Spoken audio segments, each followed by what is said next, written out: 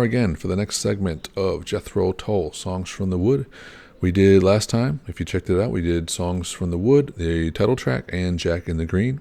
And now we are going to do a couple more, Cup of Wonder and Hunting Girl. Continue on with this 1977 album, which has, as we said before, we're going to include Ian Anderson, Martin Barr, John Evans, piano, organ, synth, Baltimore Barrymore Barlow on drums, marimba, glockenspiel, bells, and nakers, and tabor. John Glasscock on bass guitar and vocals, and David Palmer on piano, synth, and portative organ. And let me see. Yeah, without further ado, we're going to keep going with that. Thanks for being here, as always. Again, we're going through full albums. We just did Gentle Giant.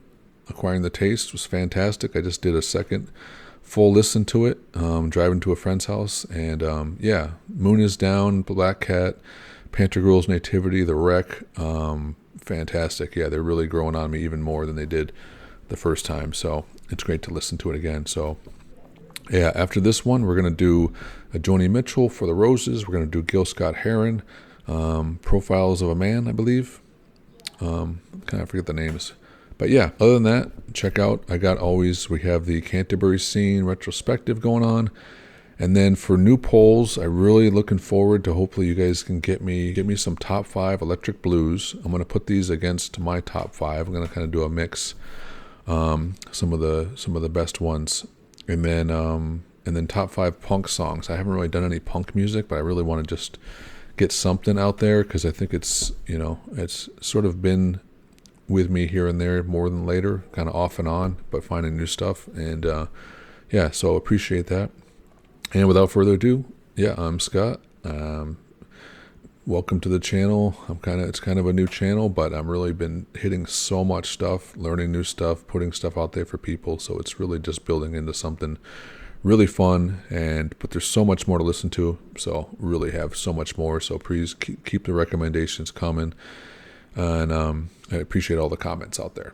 So anyway, without further ado, you're here for the Jethro Tull, Songs from the Wood continuation. We got a lot to get through, because I'm probably going to do some of the bonus tracks too, doing them 2 by 2 by 2. So we could have eight videos here to get through the whole album. And then, but I'll talk a little bit about it as we go through it. So anyway, let's do it. So Cup of Wonder, 3rd track. Here we go.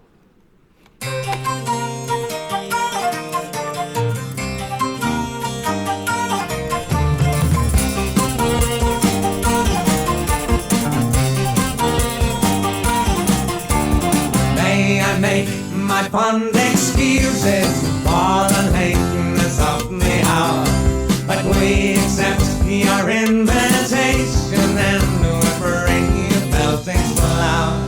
For the May Day is the great day sung along the home straight track, and those who ancient lines will later heed the song that calls them back.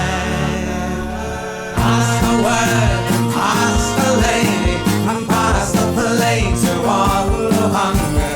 Pass the wit of ancient wisdom, pass the cup of crimson wonder. Pass the cup of crimson wonder.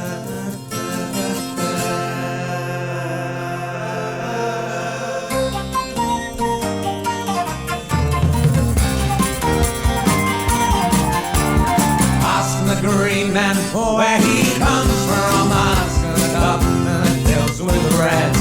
Ask me how great standing stones to show the sun is way to bed. Question all as to their ways, and learn the secrets that they hold.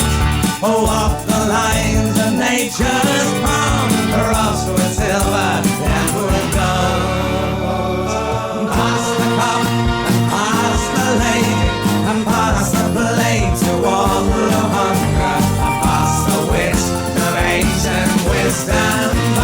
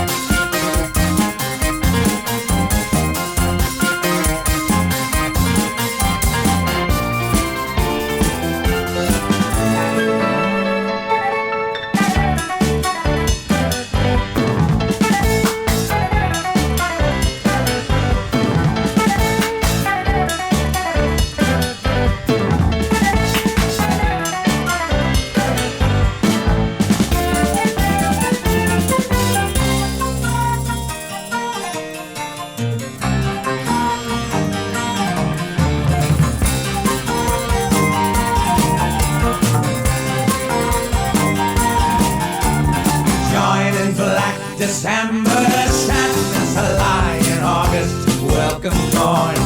Stir the cup that's ever filling with the blood of all that's born.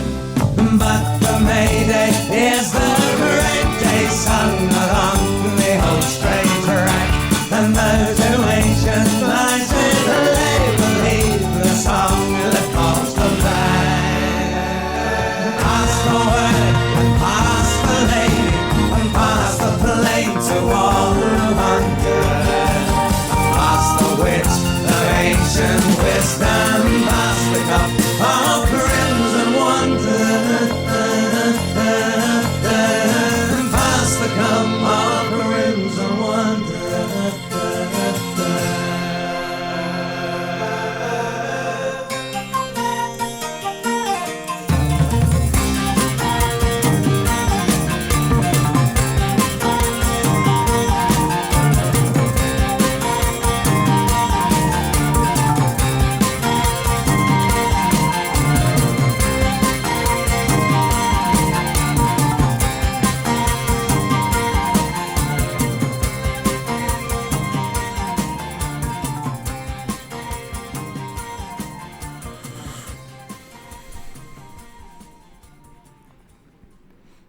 Okay, that one kind of stuck with me a little bit.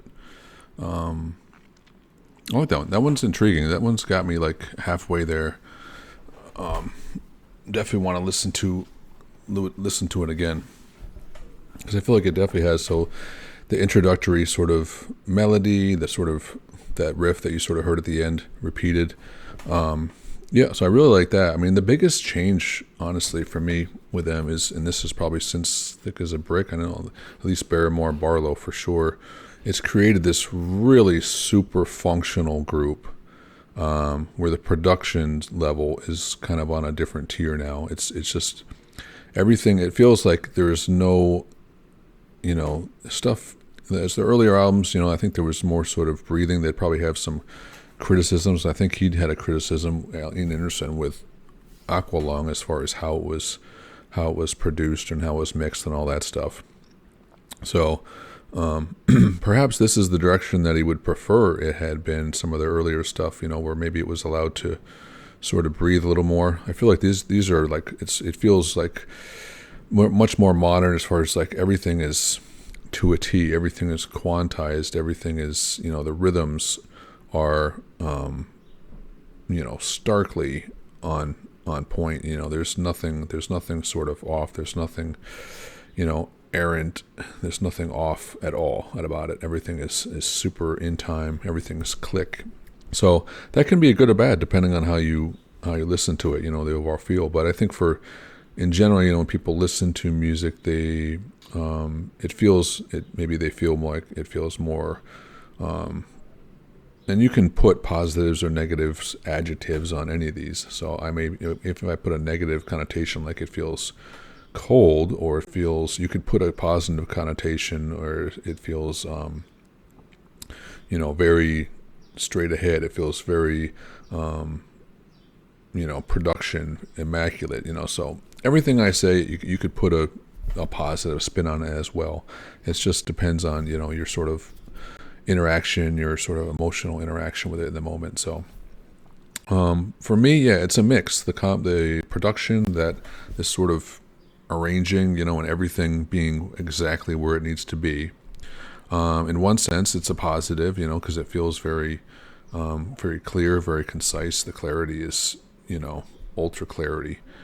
In the other sense, I think it doesn't give me any chance to sort of be inside of it. It doesn't allow me to sort of find a point. It's a stepping point, a toehold where I can get into it, and to the point where I feel like I can massage it at all. There's no room for it. It's all in there. So I think in a different style of listening to it, depending on where you're listening to it and when you're listening to it, it can feel, it's very upbeat.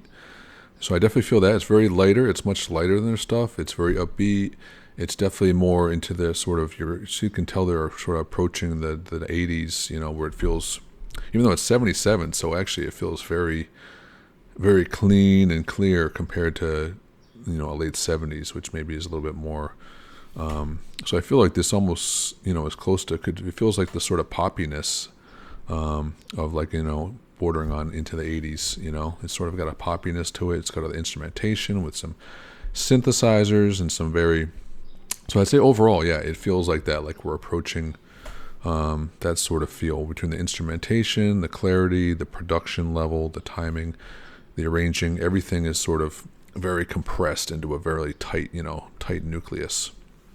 And it's not something that's like, earlier stuff like Minstrel in the Gallery or Stand Up or Aqualung, where there's more sort of breath, there's more sort of give and take.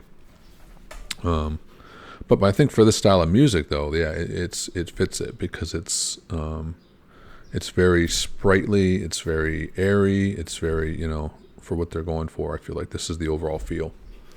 So anyway, that was a long-winded to continue on to that. But these are, this is a first listen, so I don't know, these are the things that are just coming into me as far as, and then I have to, trying to take it on its own. I was given some good advice, to take each song and to take things on their own and not just do a simple comparison compared to what you've, either on this album comparison or comparison to the other Jethro Tull. But Cup of Wonder, yeah. I think this continues on this sort of, they mentioned the Mayday again. It's a Great Day, sung along the old straight track. Question all as to their ways and learn the secrets that they hold. Walk the lines of nature's palm, crossed with silver and with gold. Pass the cup, pass the lady, pass the plate to all who hunger. Pass the wit of ancient wisdom, pass the cup of crimson wonder. So, yeah, I think it's another thing of the year, a new regeneration, passing things on, taking things from old and turning them into new. But obviously, yeah, it can go a little bit deeper. But I feel like these are kind of on the surface level. These aren't too obscure. These aren't too inside baseball lyrics. But anyway, it's Cup of Wonder. So just to get into a tiny bit of Jethro Tull. So on this album, it says, by the time it was completed, Songs from the Wood was perhaps Tull's most coherent and fully realized statement. Not a concept album in the strictest sense, it was nevertheless a very singular body of work. Each of its 9 songs was linked by imagery and a shared musical language. This was folk rock with one foot in the past and the other tapping out a wilder, more audacious beat, Anderson's flute doing a jester's dance across the middle ground. So yeah, it kind of fits into it's kind of a good coherent way of what I was thinking. Yeah, it feels like so far, it feels like a collection of songs that all kind of have reminisce into the same tone, the same feel. The instrumentation kind of all follows, consistently so far.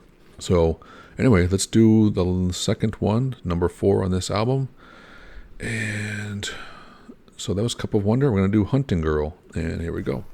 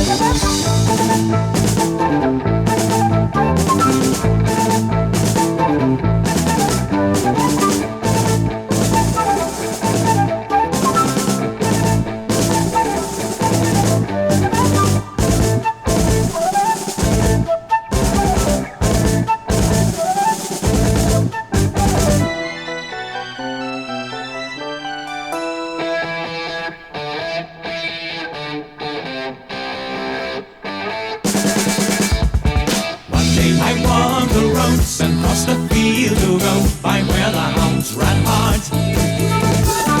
And on the mother raced behind the hunter's chase to where the path was barred.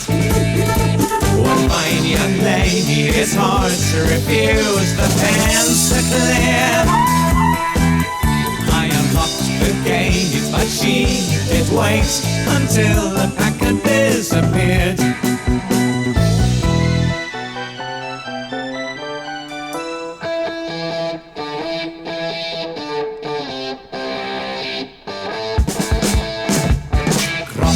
Carved in bone, sat high upon a throne, the finest English leather. The queen of all the pack, this joker raised his hat and talked about the weather. All shook you warned about this high-born hunting girl. She took this simple man's downfall in hand.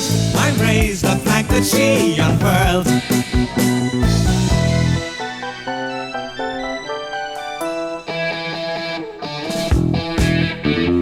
Leather flashing the spur next the size of my thumb.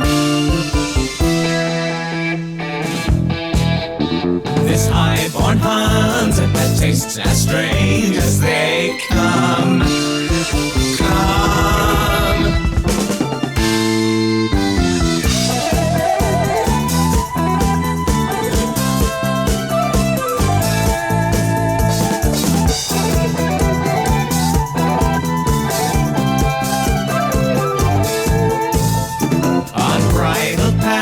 And I took the bit in my teeth. We're standing over me on my knees underneath. Oh, la, la, la.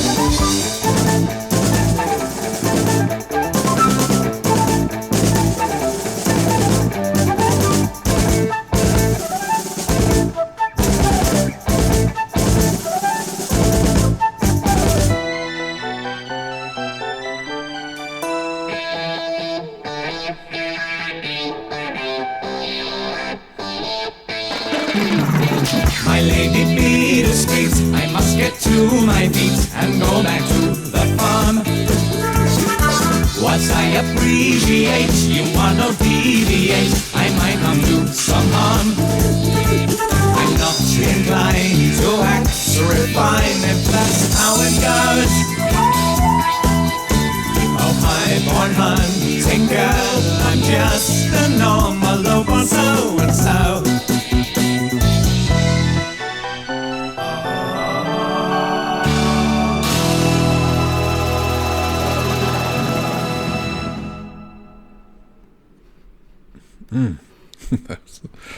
This is such a strange, it's so, I like to go and rediscover some Jethro Tull that I haven't heard. It's so,